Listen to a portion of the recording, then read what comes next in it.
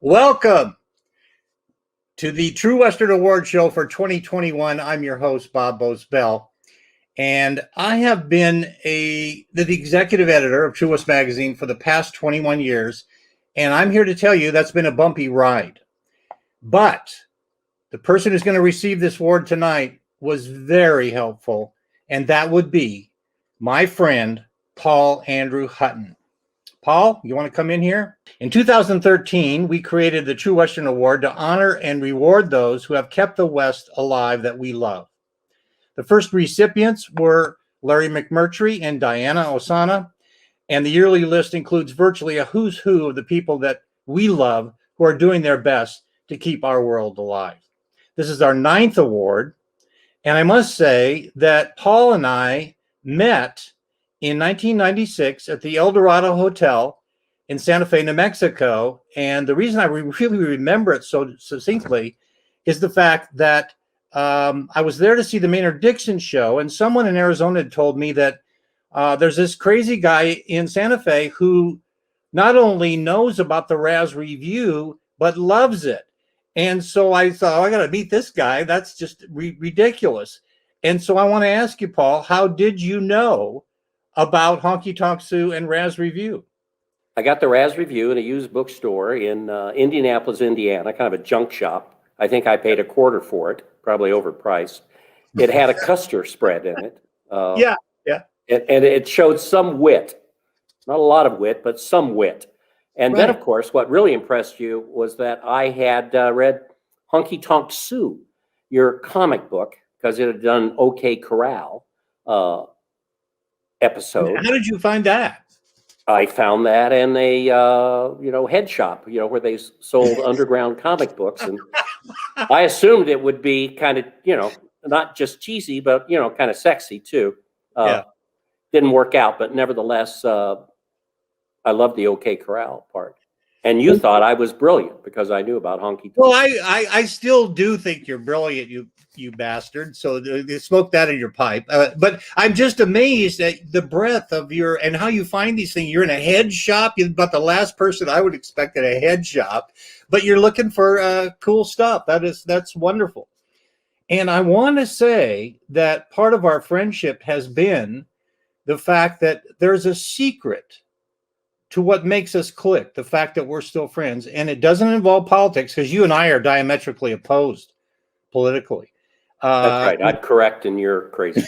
I can't believe your ridiculous politics, but there's a message in there for America, and we're going to reveal that at the end of the show. So stick around, okay? Well, we've asked some of your friends, in quotes, to tell us something about your life that will inform us and might even surprise us. Are you ready? I am ready. Well, first up, he started out as a research editor at Arizona Highways.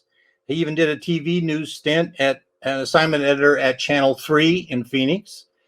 His father wrote Junior Bonner, the Steve McQueen classic, and he's now the esteemed editor of True West Magazine. He's your friend and mine, Stuart Rosebrook. Howdy, Paul. Mi amigo. Hey, I know that Bob likes to call you the kid. I like to call you the Oracle of Albuquerque. Very nice. It's a great honor that our trails have crossed again here the last 10 years working for True West Magazine. This has been one of the great pleasures working with you as an editor. I know only have 3 minutes, which is probably will be the shortest conversation you and I ever have. I think the last time we talked, I think we were on the phone for at least an hour. And we could ramble along as on many conversations. That's one of the things I really love about you, Paul, is that you're really a Renaissance man as a historian. And most people might not know that your lineage as an American historian traces back through Martin Ridge, your great mentor at Indiana, all the way back to Frederick Jackson Turner, and who was the father of the American Western academics and wrote some of the greatest thesis on the history of the frontier. And really, we know that, that means that you're really old. But at the same time, it's about time that we gave you this award. And so one of the things one of my regrets is that as a graduate student at ASU, I didn't make the jump over to New Mexico to study under you. but now we are working together and plotting great features and stories and adventures in the future with True West. Now, there's going to be a lot of people talking about your awards tonight and your accomplishments and your 300 appearances on television. But here's a couple of things I want to know, and I think the audience wants to know. When are you going to write your first novel? When are you going to trail horses from Tennessee to Texas? When are we going to hear your first performance of the Grand Ole Opry of the theme songs of Davy Crockett and Daniel Boone? These are things that your readers want to know. We also don't understand why you haven't written a song yet, or been in even a music video. We know that Bob's good friend was ZZ Top, so maybe we can arrange an opportunity for you and Bob to do that. You were a great friend of my dad's. We had a great conference in Flagstaff. He's a great admirer of yours, and I'm sure wish that we could hit the trail all together again. One of the things that Bob was telling me about is that and he's buying. He promised me this, is that after you finish your book, Undiscovered Country, we're going to hit the trail on the Mother Road from Chicago to LA, and we're going to write a new book on Route 66, The Undiscovered Adventures of Route 66. What do you think about that, Paul? Sounds great. Road trip. That's right. You haven't written a travel book yet. Like we would survive that. Well, first of all, Paul and I couldn't make that trip. And then with this young whippersnapper in there trying to correct me, that's not going to work at all. You want to respond to some of those comments that Stuart made about writing the song? Well, I think I'll pass on songwriting and leave that to those who know what they're doing, and also writing novels. I think that's probably a bridge too far at this late date, although I keep dreaming about it. I think all narrative historians really think they want to be a novelist, and I have the ultimate Custer novel in my mind, but I think it'll probably stay there, which is probably a good place for it. Yeah. Well, here we go. Let's go again. She is the assistant professor of history at the University of Kansas and the executive director of the Western History Association, a position Paul once held. She is also a former student of the distinguished professor. She is Elaine Nelson. Thanks, Bob. Hi, Paul. I think we all know that while we're former students of Paul, we're always still learning from him. But it's an honor to be here to offer some thoughts about Paul Hutton this evening. And like many of the other speakers, I've learned many things from Paul over the years, perhaps most importantly, that Paul teaches and reinforces the importance of history. But this isn't what makes him special as a teacher, mentor, leader, colleague, and friend. It's the passion that he has for storytelling, especially Western stories, that sets him apart as an exceptional writer and scholar. So while some view history as a throwaway profession or just a hobby, Paul shows how it can bring meaning to our everyday lives. So one person's trash is quite literally a treasure for Paul Hutton. So now, before I get too sentimental here, I'm going to run through a little bit about Paul's career. So Paul Andrew Hutton is the distinguished professor of history at the University of New Mexico, where he has taught thousands of students about the American West since 1985. For decades, he has regularly taught packed lecture halls of 250 to 300 students in classes on the Vietnam War, the American frontier, Western heroes, and military history. His love of history began at a very young age with his interest in Disney's iconic series on Davy Crockett. Now, unfortunately, many of us outgrow our childhood interests, but Dr. Hutton did not. He excelled at history in high school, and he pursued it in college at the University of Indiana. Under the direction, as Bob said, of Oscar O. Winther and Martin Ridge, Hutton's love of the American West grew. He stayed in Indiana for his master's and doctoral graduate programs and earned his PhD in American history in 1981. His first job was working as the associate editor of the Western Historical Quarterly at Utah State University. And around that time, he published his first two articles, one in the Western Historical Quarterly and one in TV Guide. These pieces reflect the trajectory of his career in Western history and how his writing has always entwined diverse audiences around his major passion for storytelling about the West. It is a difficult task to appeal to multiple audiences across television, film, academic journals, books, magazines, and public speaking. But Dr. Hutton has managed to maintain this skill throughout his career. In 1986, he received the Ray Allen Billington Award, the Evans Biography Award, and the Spur Award for his first book on Phil Sheridan. And since then, he has received numerous awards for his articles and essays on Western history topics ranging from Wyatt Earp to Billy the Kid, including the prestigious Western Heritage Award. Early in his career, he was named the Meade Distinguished Research Fellow in American History at the Huntington Library in California, and he also served as the editor of the New Mexico Historical Review, the executive director for the Western History Association for 16 years, and later as both the president and executive director for the Western Writers of America. His most recent award-winning book, The Apache Wars, The Hunt for Geronimo, The Apache Kid, and The Captive Boy Who Started the Longest War in American History, received accolades across multiple media and professional outlets. So if I may steal some extra minutes, I'd like to go back to one of my first interactions with Paul. I first met Paul, or Dr. Hutton, when I started my history PhD program at the University of New Mexico. So this was many years ago, 16 years ago, in fact, and we are all older now. And some of us, or should I say some of you, have aged a bit. And at that time, I began working for Dr. Hutton as a graduate assistant in the Western History Association office, an organization, as I mentioned, that he led for almost 2 decades. During my first week on the job, I made a mistake. I don't really admit to many mistakes, but I will admit to this one.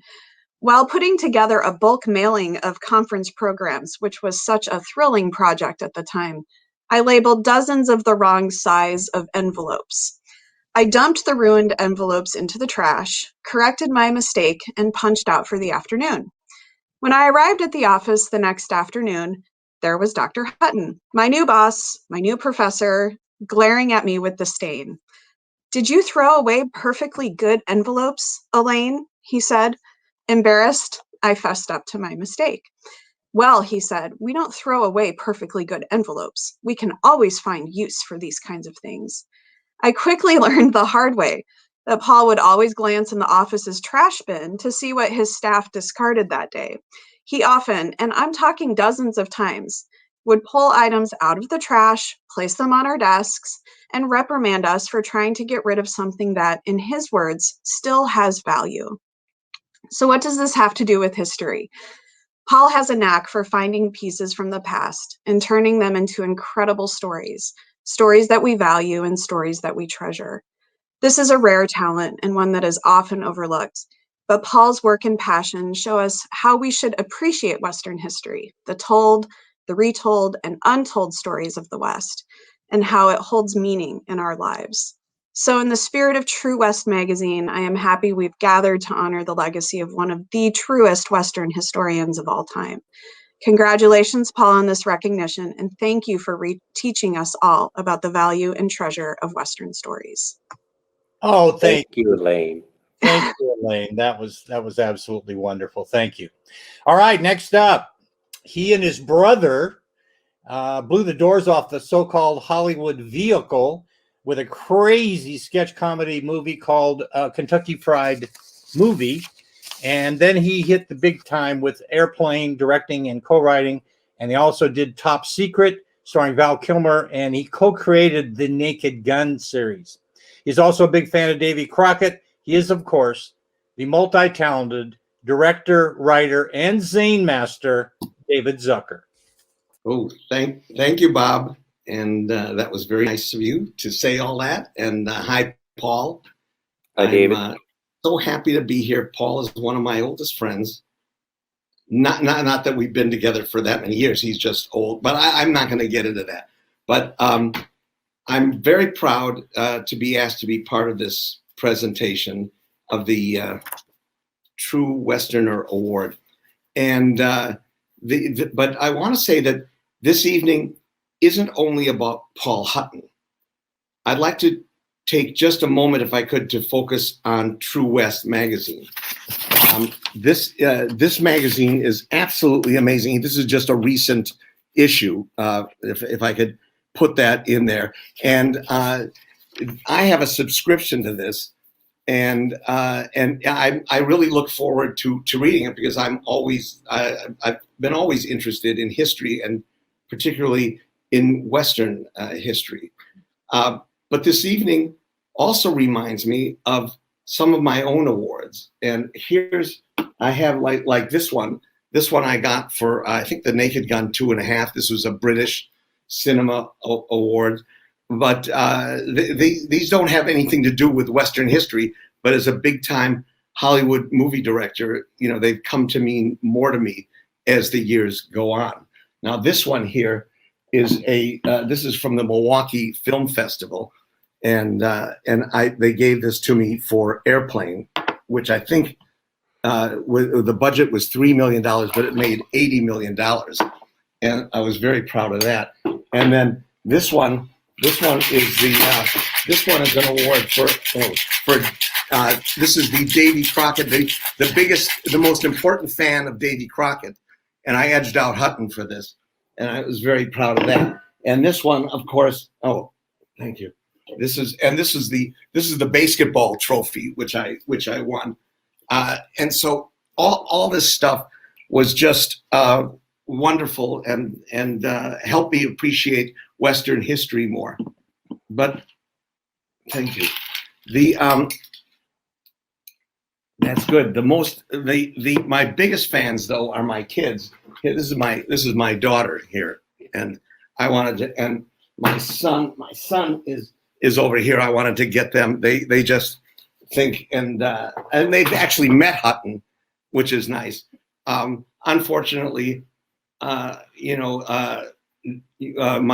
marriage with their mother didn't last, but I managed to kind of salve all my sadness by dating other women. And so this is a recent trip to Hawaii. No, that's the wrong. This is a trip to Hawaii that I took with one of my dates, and you can see the view. But I wanted to toast Paul and just say that I'm so proud to have you as a friend, and congratulations on this award. Thank you, David.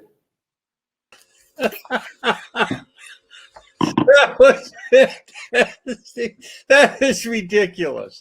The cleavage was the best. So thank you. Well, let's get to the heat of the matter, young man.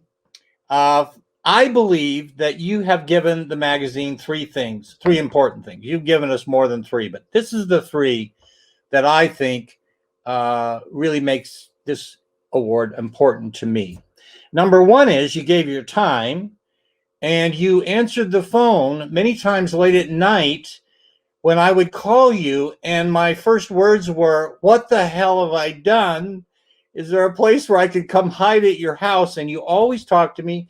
You talked to me off the ledge more than once, and you've been like a consigliere to me. You've been like the person that was the sane voice in my head while everything was burning around me. And you know, as no one else knows, how rough those first years were of getting True West off the ground. The second thing you did is that you gave us solid history over and over again, starting, I believe, on my watch with the Why Is This Man Forgotten, which was the Kit Carson story, which now has come back around again. And if we have time at the end of the show, I'd like to talk about that. And the third thing is you never complained. That's a lie, of course, because you complain more than anybody I know, but you do it so creatively. And so it's with those three things that I, with total pride and joy, would like to give you this award right now from Cave Creek, Arizona to Albuquerque.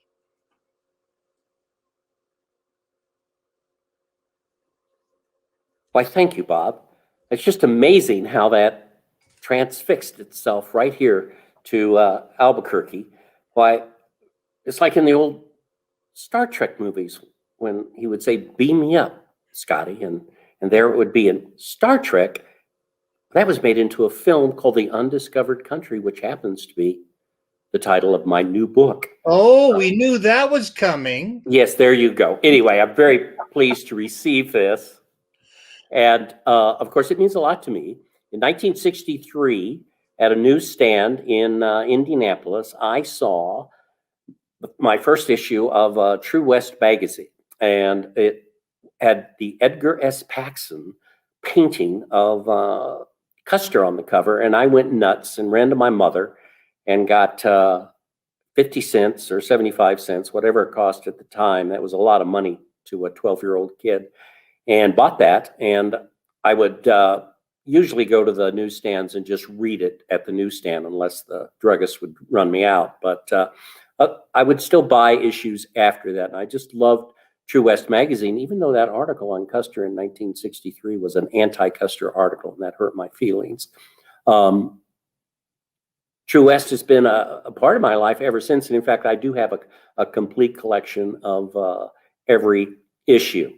And that goes back to one of the things Elaine said about never letting anything go. You know, nothing in a trash can isn't worth saving.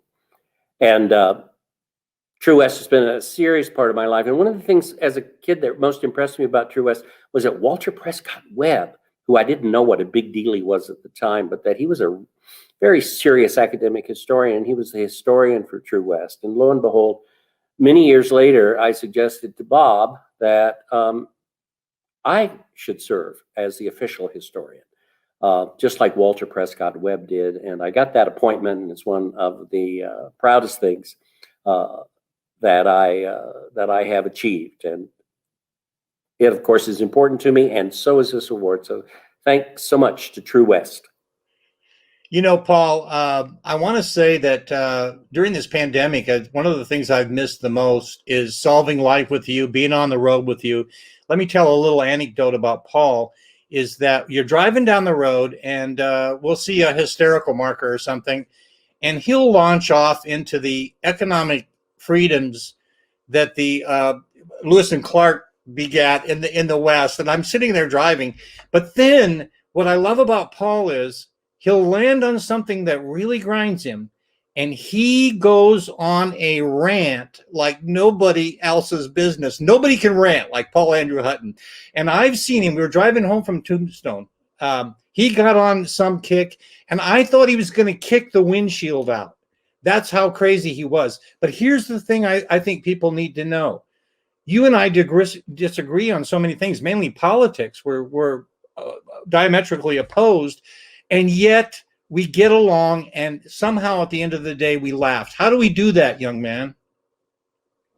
Well, because we both love a share of past, and we both love the story of the American West, which to me is the story of America. And of course, one of the great things about the American West, and one of the things I'm trying to do in this new book I'm working on, in fact, is how can something so glorious, so fantastic, so romantic, also be so tragic and so dark? And that really applies to our country as a whole. And we juggle that as we try to understand who we are as a people. And you and I may disagree on the little details of politics, how the pie gets carved up, but we don't disagree on our country and our love of the history of our country. And we just want to keep it alive. That's what True West magazine is all about. That's what you do in your career. That's what I do in my career. That's what our friends that we had on do as well. And it's a calling. With the exception of Zucker, but yes. Anyway. I wasn't listening, so okay, all right. You're drinking. And so, Paul, let's cut real quick to you just did an hour of drive time on the radio, and this Kit Carson thing is blown up again. Can you encapsulate what's going on there and what the true history is? Oh my goodness. Well, Kit Carson is one of the seminal figures of the American West, the greatest, the most important of all the frontiersmen, of the sort of quartet of great heroes, Boone, Crockett, Carson, Cody. He's the one who was sort of the Forrest Gump of the West. He was everywhere. He did everything. And he really made a huge contribution to the settlement of the West, the growth of our country, everything that we love. But of course, to do that, he was engaged in conflict with both Mexico during the Mexican War, with rebels during the Civil War, and of course with Native American folk, with Indians during the Indian Wars. And these are all unpleasant occurrences. And we've sort of reached a time in history in which we're not happy with the unpleasant or unsavory part of the past. And we want to rewrite that past, or we want to simply eradicate it and forget it. Well, it's my job to keep the past alive. And Kit Carson is part of that story of the American West that I think is so essential to our understanding of who we are, how we got here. And so we're going to do our best to keep Kit front and center. He's one of the main characters in my new book that I'm working on. Wonderful. Why don't you give a shout out to your mentor, Robert Utley? We met with him. The guy's still going strong. That's him on the right. That's you next to him, Paul Hedren and myself. That was in Prescott a couple years ago. That was a fun event, and he's such a live wire. Tell us a story about your mentor, Robert Utley. Well, Bob Utley, of course, is one of the great Western historians of all time, and I believe certainly the most important Western historian working over the last 50 years. Bob's 91, just had a new book come out, which just won a Spur Award from the Western Writers of America. I think this is probably his fourth Spur Award. He's been heavily honored, of course, and he's working on another book. I mean that I could barely get up in the mornings, and here's Bob at 91, just cranking out books and articles. He's certainly an inspiration to all of us. I've had two mentors, of course. One was Martin Ridge, who wore a bow tie and was the absolute academic and wanted me to grow up and be just like him. And then I had Bob. It was like the angel on one shoulder, and of course the devil on the other shoulder. Was I going to be a real historian, or was I just going to write, narrative history, be a popular historian? It goes back to what Elaine was mentioning about my first two articles, True West. I'm sorry, I meant TV Guide, and the Western Historical Quarterly, an academic article.